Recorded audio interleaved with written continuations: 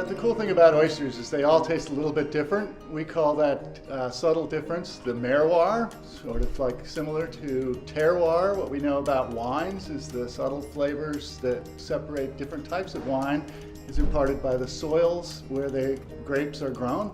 Similarly, the subtle differences between the flavors of oysters comes from the characteristics of where the oyster is grown. So you can even have different flavors and appearances of oysters within the same coastal pond, within the same estuary.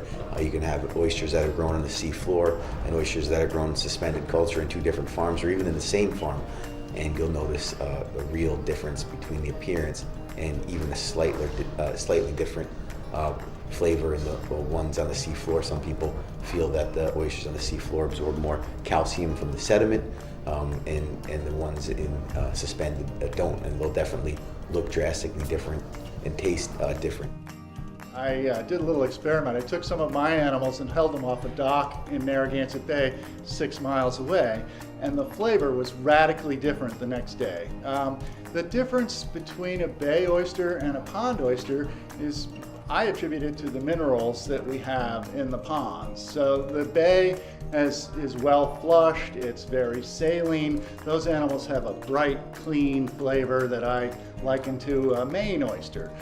When you look at the South County ponds, the oysters that are grown in these ponds have a much richer, full-bodied flavor that I attribute to the clay in the soils and the different phytoplankton assemblage that you might find in the ponds.